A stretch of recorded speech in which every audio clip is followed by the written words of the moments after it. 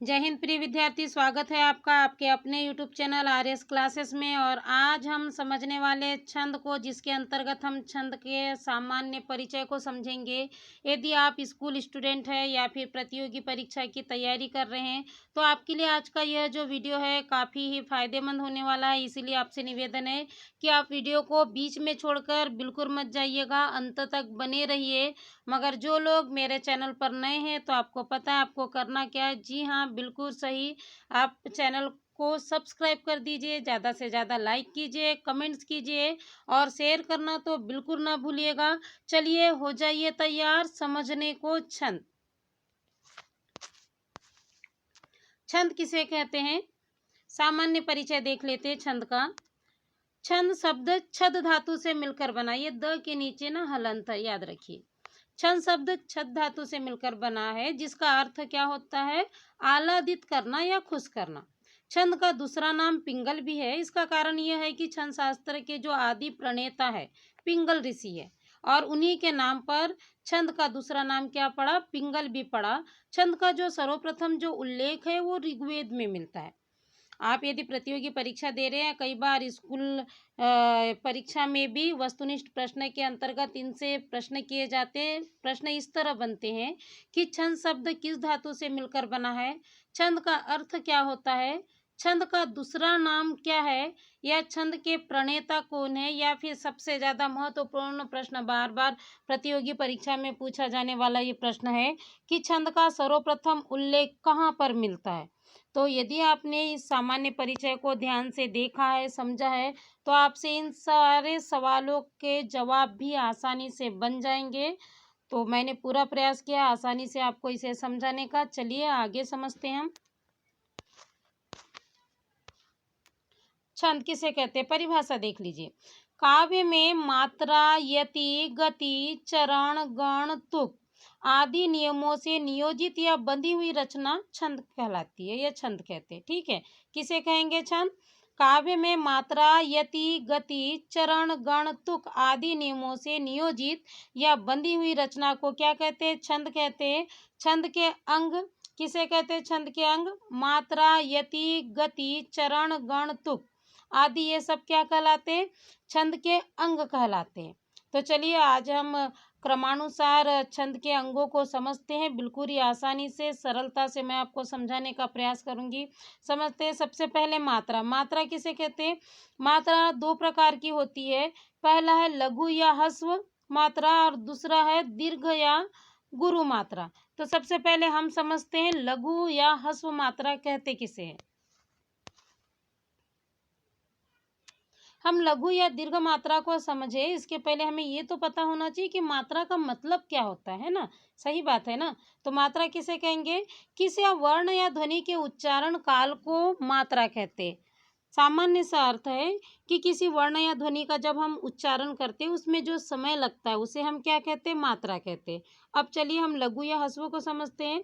लघु या ह्रस्व किसे कहते हैं? इसके उच्चारण में क्या होता है? कम समय लगता है। जैसे छोटी ई, छोटा ऊ और ऋषि, ये सब किसके अंतर्गत आते हैं? लघु या ह्रस्व मात्रा के अंतर्गत आते हैं।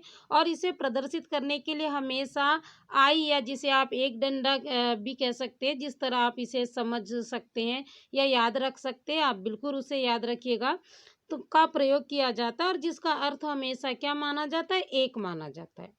तो हमेशा याद रखिए, जहाँ पर भी ई, छोटा ऊ और ऋषि लगा हो तो हम हमेशा उसे क्या मानेंगे? लघु मात्रा मानेंगे, ह्रस्व मात्रा मानेंगे, और जिसे हमें हमेशा क्या करेंगे?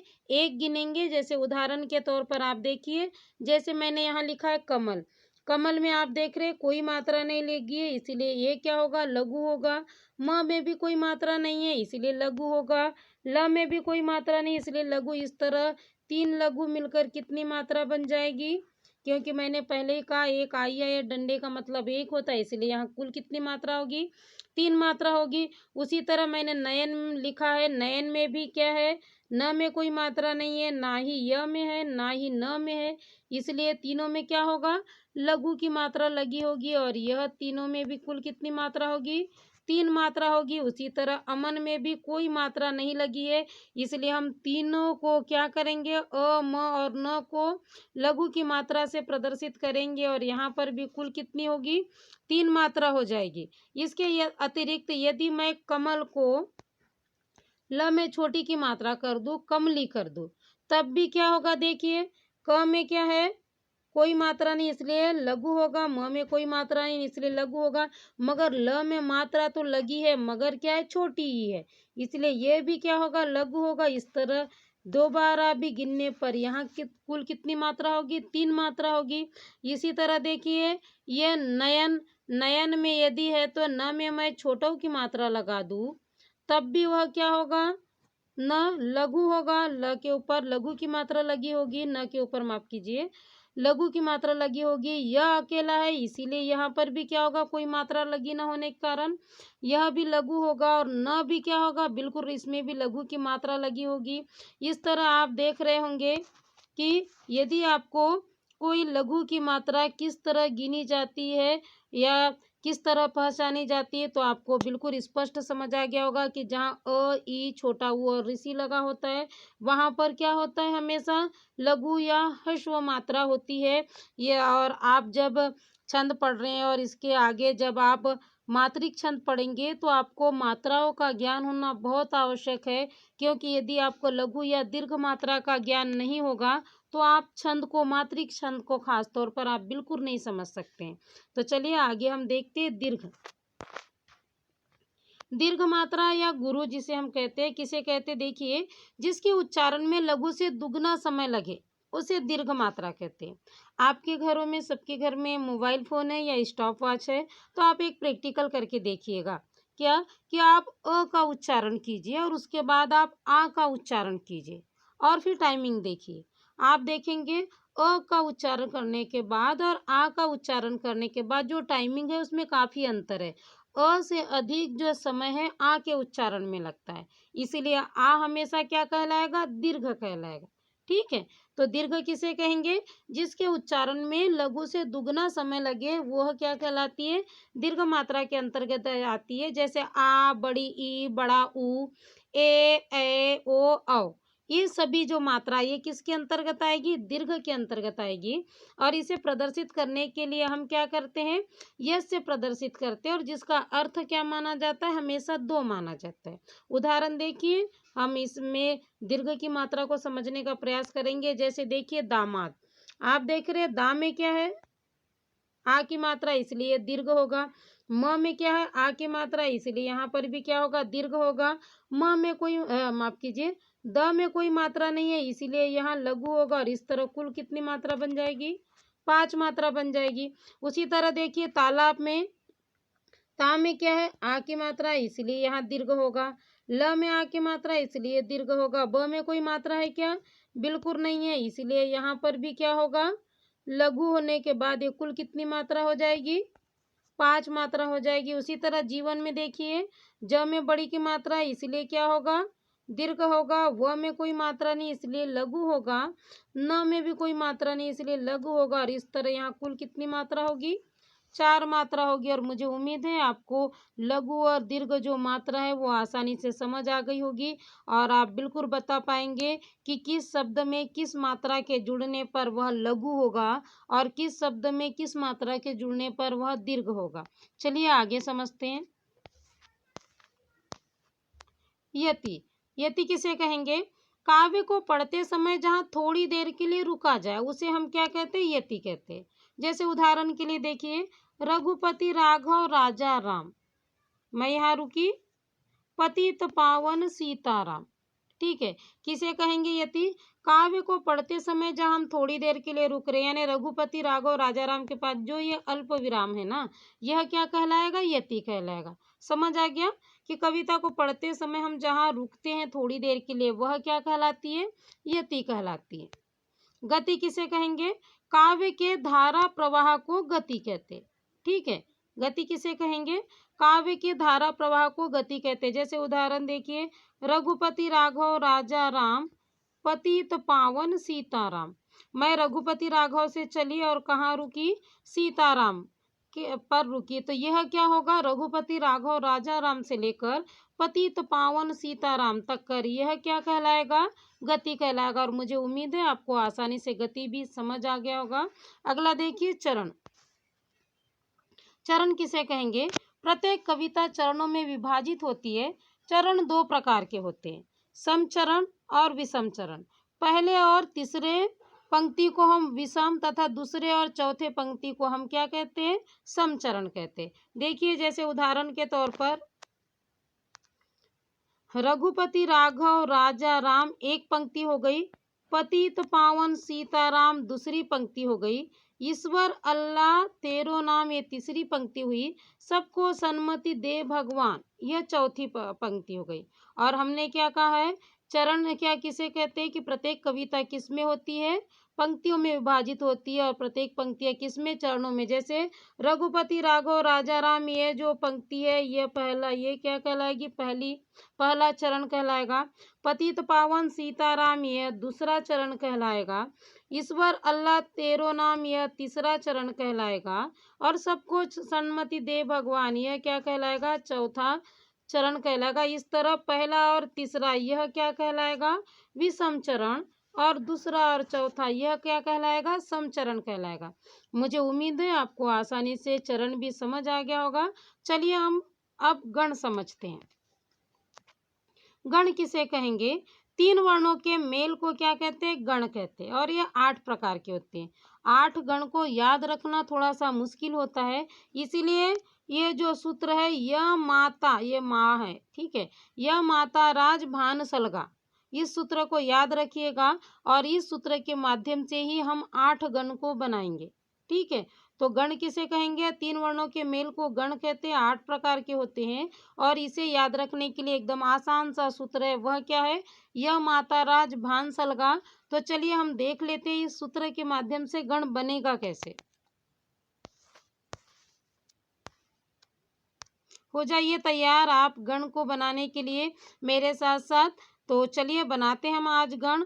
तो पहला गण पर सूत्र यहाँ पर दिया हुआ, यह माता राज भानसल का पहला गण बनेगा आपका यह गण, ठीक है। और हमने परिभाषा क्या कहा है, तीन वर्णों के मेल को क्या कहते हैं, गण कहते हैं। तो ये तीन वर्ण क्या हो जाएंगे, य माता बन गया, यह माता होगा। अब इसमें मात्रा क्या लगेगी, देखिए यह अकेला इसलिए लघु, म में आ की मात्रा इसलिए दीर्घ, त में आ की मात्रा इसलिए दीर्घ। इस तरह क्या होगा, एक लघु दो दीर्घ मिलकर कुल कितनी मात्रा हो जाएगी, 5 मात्रा।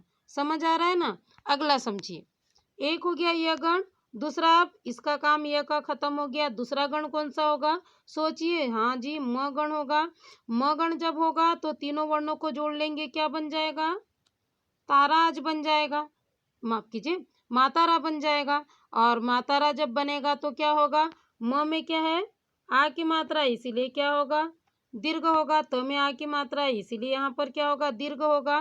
त में र में आ की मात्रा, इसलिए यहाँ पर भी क्या होगा, दीर्घ होगा। इसी तरह 3 दीर्घ मिलकर कुल कितनी मात्राएं हो जाएगी, 6 मात्राएं हो जाएगी। समझ आ रहा है ना आपको, बिल्कुल आ रहा होगा। तो देखिए इस तरह हमने यह गण बना लिया, म गण बना लिया। अब हम कौन सा गण बनाएंगे, तीसरा त गण। फिर जोड़ते हैं तीन वर्णों को, क्या हो जाएगा, त गण बनाएंगे तो ताराज, ठीक है। ताराज में त में क्या है, आ की मात्रा, इसलिए दीर्घ होगा। र में क्या है, आ की मात्रा, इसलिए यहाँ भी क्या होगा, दीर्घ होगा। ज में कोई मात्रा नहीं, इसलिए लघु होगा। और इस तरह क्या होगा, दो दीर्घ एक लघु मिलकर कुल कितनी मात्राएं होंगी, 5 मात्राएं हो जाएगी। समझ आ रहा है ना, हाँ बिल्कुल आसानी से आ रहा होगा आपको समझ। ये हो गया त गण हो गया। अगला गण अब सोचिए क्या बनाना है, ये तो 3 गण क्रॉस हो गए हैं, य म और त। अब कौन सा गण बनेगा, बिल्कुल जी हाँ, र गण। अब जब र गण बनेगा तो इसको फिर 3 वर्ण जोड़ लेते, क्या होगा, कल्पना कीजिए, सोचिए, जी हाँ क्या बन जाएगा, राजबा बन जाएगा। और राजबा जब बनेगा तो र में आ की मात्रा, इसलिए दीर्घ होगा। ज अकेला, इसलिए लघु होगा। और भ में आ की मात्रा, इसलिए फिर क्या होगा, दीर्घ होगा। इसलिए यहाँ पर भी कुल कितनी मात्रा हो जाएगी, एक दीर्घ एक लघु एक दीर्घ, यानी यहाँ भी कुल कितनी मात्रा होगी, 5 मात्राएं हो जाएगी। समझ आ रहा है ना, हाँ, बिल्कुल आसानी से आपको समझ आ रहा होगा। तो इस तरह अगला देख लेते हैं, य हो गया, म हो गया, त और र गण भी हो गया, है ना? अब अगला जो गण है वह क्या होगा? ज गण। ज गण होगा, फिर हम तीनों वर्णों को मिला लेंगे, क्या हो जाएगा? जबान बन जाएगा। जब जबान बनता है तो फिर हम देखते मात्रा, ज में क्या होगा? लघु, भ में आ की मात्रा इसलिए दीर्घ, और न में यहाँ लघु होगा, और इस तरह क्या होगा? एक लघु, एक दीर्घ और एक लघु, इस तरह कुल कितनी मात्राएं हो जाएगी? 4 मात्राएं। अगला देखते हैं, ये हमारा काम यहाँ तक खत्म हो गया है। कहाँ तक? ज तक, भ तक। हुआ क्या भ तक? बिल्कुल नहीं हुआ है। ठीक है, अब हम भ गण देखते हैं। भ गण देखते हैं तो फिर इसमें 3 वर्णों को मिला लेंगे, क्या हो जाएगा? भानस बन जाएगा। ठीक है, भानस बन जाएगा तो क्या होगा? एक लघु, भ में आ की मात्रा है, माफ कीजिए, एक दीर्घ, भ में आ की मात्रा है, इसलिए न में कोई मात्रा नहीं, इसलिए लघु होगा। स में कोई मात्रा नहीं है, इसलिए भी लघु होगा। यानी एक दीर्घ, दो लघु, कुल कुल कितनी मात्रा होगी? 4 मात्राएं हो जाएगी। समझ आ रहा है ना आपको? इस तरह क्या बन जाएगा? हमारा भगण बन जाएगा। अगला क्या है? ये इतना काम हमारा खत्म हो गया। अगला क्या है? न गण। ठीक है, तो न गण में फिर हम 3 वर्णों को जोड़ेंगे तो क्या हो जाएगा? नस्ल हो जाएगा, और न में कोई मात्रा नहीं है, ना ही स में है, ना ही ल में है, तो तीनों में क्या होगा? लघु की मात्रा होगी, और यहाँ कुल कितनी मात्रा हो जाएगी? 3 मात्रा हो जाएगी। और अंतिम देख लेते हैं, अंतिम क्या है? सगण। ठीक है, ये तो इतने क्रास हो गए, इनका काम हो चुका है, हमने इतने गण बना चुके हैं। सगण होगा, फिर 3 वर्णों को जोड़ते क्या हो जाएगा? सलगा हो जाएगा।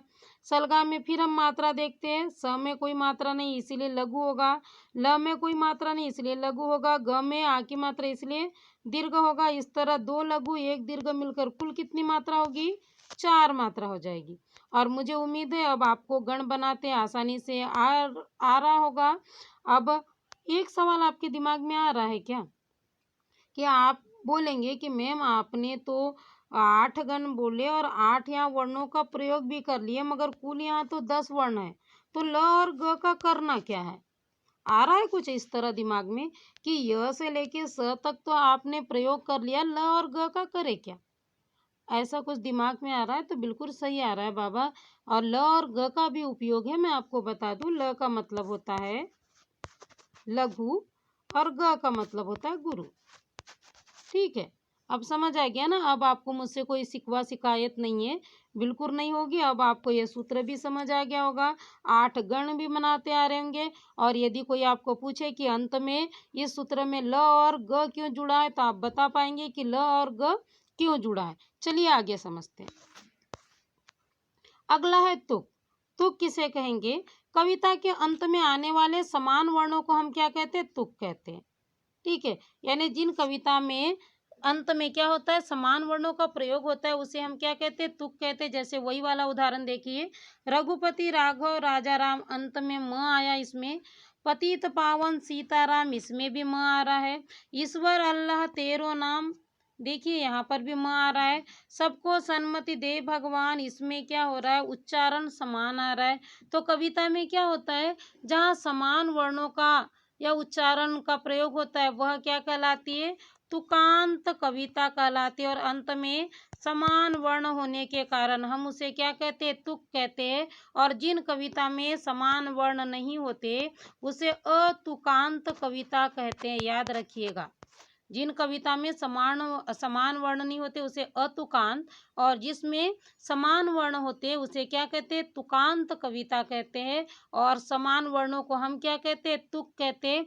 इस तरह आज हमने छंद का सामान्य परिचय, उसकी परिभाषा और छंद के अंगों को समझा। मुझे उम्मीद है आपको सरलता से यह जो आज का टॉपिक है छंद, वो समझ आ गया होगा। प्लीज़ मेरे वीडियो को लाइक कीजिए, ज़्यादा से ज़्यादा शेयर और कमेंट कीजिए। धन्यवाद।